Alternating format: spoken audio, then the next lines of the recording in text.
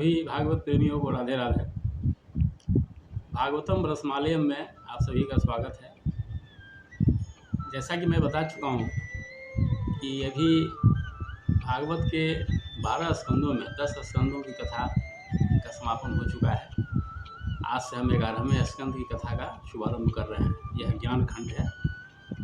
आप इसे खूब चित्त होकर सुनेंगे तो आपको बहुत आनंद आएगा, क्योंकि भागवत में रस है। स्वादु स्वादु पदे पदे कहा गया इसके बारे में कि हर कदम कदम पर स्वाद से भरा हुआ है। यह रसमालयम है। मैंने भी इसका नाम इसलिए रख दिया रसमालयम।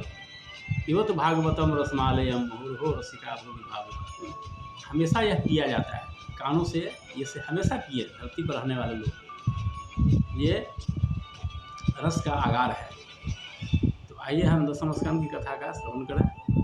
अगर आपको मेरी द्वारा कही हुई कथा अच्छी लगती हो तो आप लाइक सब्सक्राइब जरूर कीजिएगा, शेयर करके आगे बढ़ाइएगा ताकि हर कोई इसका लाभ ले सके।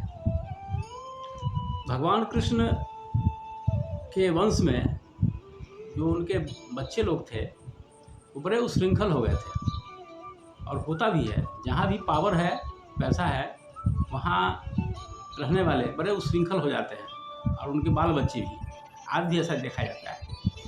लेकिन भगवान कृष्ण के वंशजों से मुकाबला करना किसी के बस की बात नहीं थी, क्योंकि भगवान कृष्ण के साथी सहयोगी जो भी थे, उनके परिवार के सदस्य हो या द्वारिका में रहने वाले हो, पशु पंछी हो, सब भगवान के टीम के ही थे। सब कोई परम धाम से आए थे अपनी भूमिका अदा करने के लिए, भगवान कृष्ण की लीला सहचर बनने के लिए। इसलिए देवताओं के पास भी उतनी शक्ति नहीं थी कि उनसे मुकाबला कर सके। और ये सचमुच ये बच्चे लोग बड़े उच्छृंखल हो गए थे, लौकिक दृष्टिकोण से कहा जा रहा है। तो भगवान ने ये सोचा कि इनको तो रोका नहीं गया तो बड़ी मुसीबत हो जाएगी, ये धरती का पुनः भार बन जाएंगे, और इनसे तो टक्कर लेने में देवता भी संभव नहीं है। तो क्यों ना हम अपनी लीला समेटने के पहले इन सब का ही समापन कर दें, सबका नाश कर दें। और सब तो हमारे परम धाम के सहयोगी हैं, सबको लेकर परम धाम वापस लौट जाएं। तो इस तरह से भगवान ने ही निर्णय ऐसा किया था कि अब मैं अपने कुल का नाश कर दूंगा, लेकिन दूसरा तो कोई कर नहीं सकता है। इसलिए जैसे जंगल बांस के पेड़ों में जब आग लगती है तो आपस में टकराने से ही आग लग जाती है। बड़े बड़े जंगलों में आग कैसे लगती है?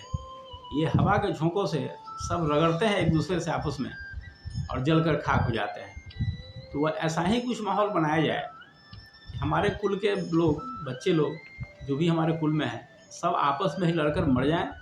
इस तरह से धरती का तो भार शांत हो ही जाएगा, और हम अपने सब जो परमधाम में रहने वाले हैं, परमधाम के सहयोगी हैं, वहाँ के जो रहने वाले हैं, निवासी हैं, वो सबको लेकर के लौट जाएं। तो ये निर्णय भगवान का ही था। और अपनी लीला, जो हमारी लीला धरती पर हो, जो हमने किया है या आगे जो भी अब समापन के समय भी जो होता रहेगा, उनको याद करके, उनको स्मरण करके, उसको गा करके धरती पर रहने वाले लोगों का कल्याण हो।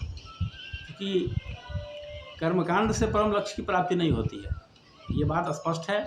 नहीं जानते हो तो इस पर गौर करेंगे कि भगवान की लीला कथा से ही मनुष्य जीवन मृत्यु से छुटकारा पा सकता है। अगर कोई दूसरा प्रलोभन देता है कि कुछ पैसों देकर कर्मकांड कर लीजिए, मोक्ष मिल जाएगी, ये महज बहकाने वाली बात है।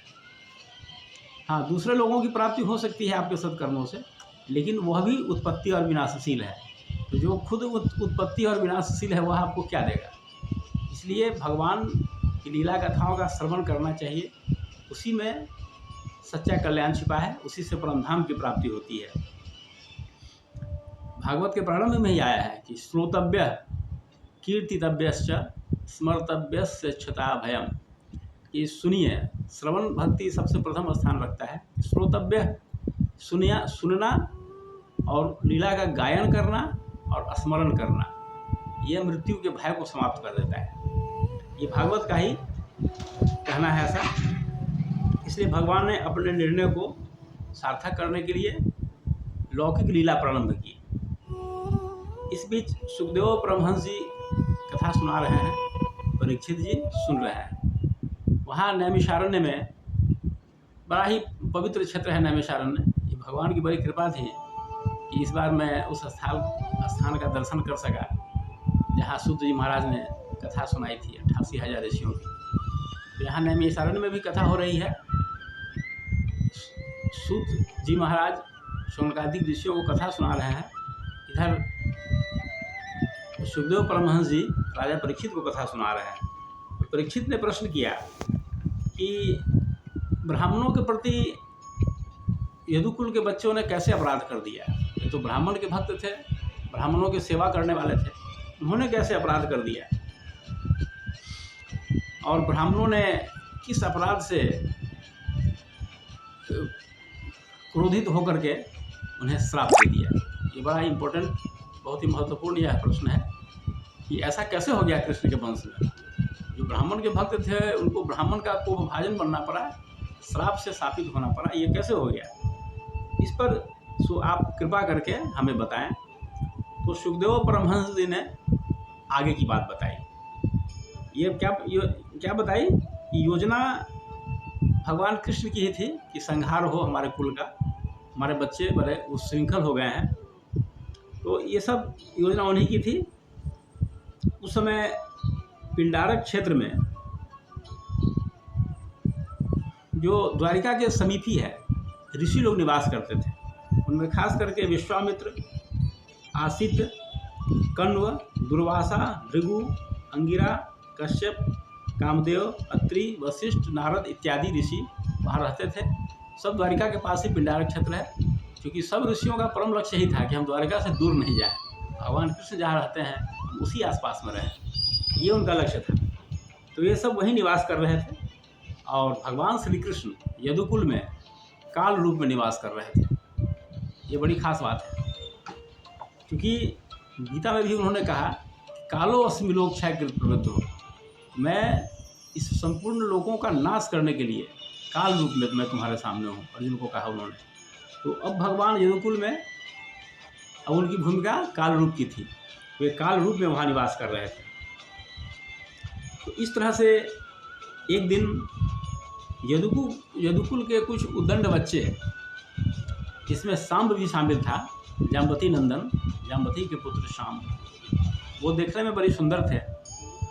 और सभी बच्चे उस ब्राह्मण जहाँ निवास करते थे ऋषि लोग वहाँ गए।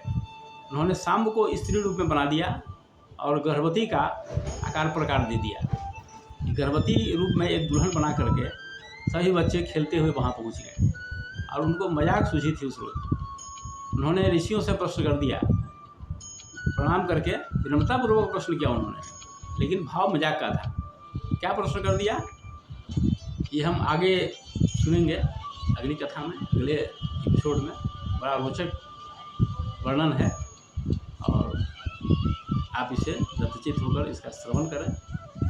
ओम शांति।